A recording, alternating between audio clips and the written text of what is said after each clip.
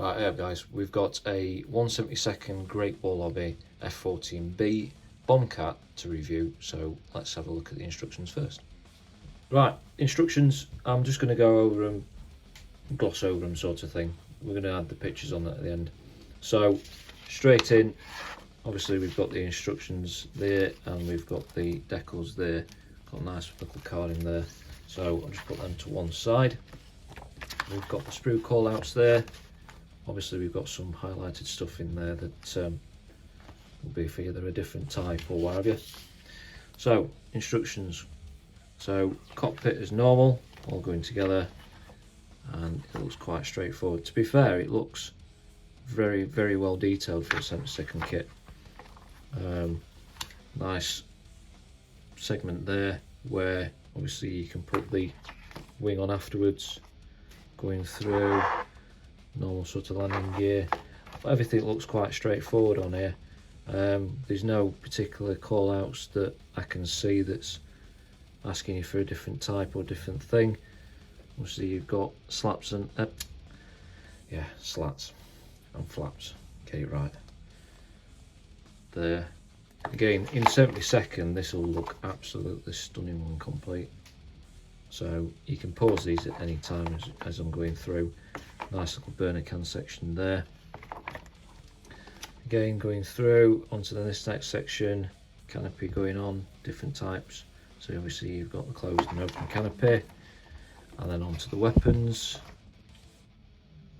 Nice section there. And going on, fuel tanks, weapons loadout, bombs on that one. So yeah, looking really nice. I must admit, I do like the camo scheme. So I think that's the Jolly Rogers, and then Jolly Rogers. So that's obviously a low-vis scheme, but this is the scheme I really particularly like. The Diamondbacks USS Theodore Roosevelt CVN 71 2002.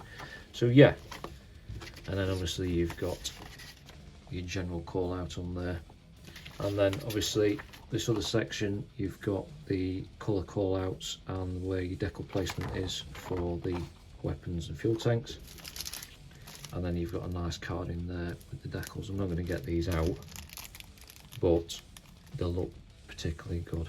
So that is the instructions.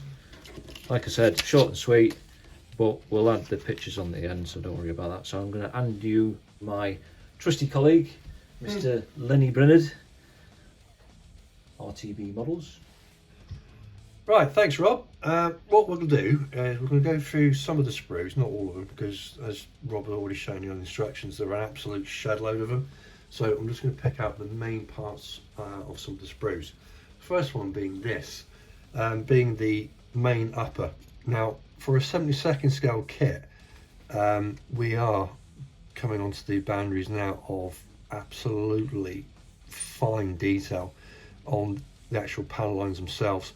You do have some riveting detail, and again, it's going to be difficult to actually see it on camera, but hopefully when we do the stills later on you will be able to see it. But from far I can see, because I've built two of the Tamiya ones, 48 scale ones, the detail is there and it is really, really nice.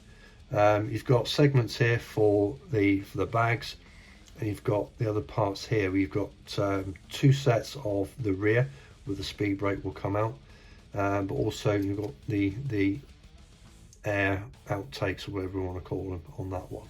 Okay, and by the way, I'm no guru on the 14 anyway. Right, second sprue I'm going to show you quickly is basically you've got parts here for the front part of the fuselage. We've got the main gun, you've got the horizontal stabilizers here, and also you've got other parts and bits and pieces for the actual side of the intakes there, along with the top half there of where the fuselage is, as in you've got the connecting part there for the actual opening of the canopy. Ooh. So yeah, but the thing on here as well, you've got the smaller parts and also the sprue gates as well are really nicely done. They're not going to be fouling the actual kit itself when you actually take them off, when you have to clean them up, so that's always a good sign. one of the main parts here which I was impressed with on this particular kit is the actual fuselage and how things seem to be going together. Now when you're looking at these on the inside, it's quite reminiscent, if you haven't built one, but if you have, is a Bandai kit. Now you think, well, is it a snap together kit? No, it's not. It is a proper kit, but the way that the Great Wall have done this is it's going to align perfectly. Okay, so you're not going to have to worry about mucking about with making sure it's all done, all nice and tidy and straight. All that has been taken away from you, so big plus. Again, when you're looking at the detail the side here on the fuselage, it matches the actual rest of the kit, so there's no sort of like major differences at all. There won't be anyway, which is always a good sign of whatever engineering that they've used on this. But again, even on the inside of the canopy, you've got the locking bolts there, or the nuts, or the hooks, they're on there. So if you're displaying this open, that's going to be another sort of like plus as well. But also you've got a one-piece nose or radome, but point to note as well, you've got these two one-piece slip molded intakes as well. So again, you're not worrying about the seam line or anything else like that, or even the fact that you haven't got injector pin marks inside that you've got to deal with. So again, a major plus on that one. These two sprues here, as you can see, basically the wings. Now, one thing I wasn't surprised with, being Great Wall Hobby, is A, the amount of detail on the surface that you get, but also your the details of the actual what you get, as in the what can we call it, flappy aileron slatty things. You get them, and it looks like they're very well engineered as well. On here you do get, from what I can see, a slight bit of sink markings on the front there, because obviously you've got the anchor points along here. But a quick sort of like whiz over with a sanding sponge or a stick, you're really not going to have any issues with that at all. But again, the surface detail, from what I can see, it matches the fuselage, tops and sides and all the rest of it. And again, once you got all this on and it's actually on the deck, it's going to look pretty damn special. So, but again, you've got all the rest of the bits and pieces there. Got the air doors for the intakes as well. So yeah, that is really something quite special. On this part here, just to basically go over very quickly as well, you can have obviously different parts. You can have it fully, the slats or the flaps fully extended or fully up.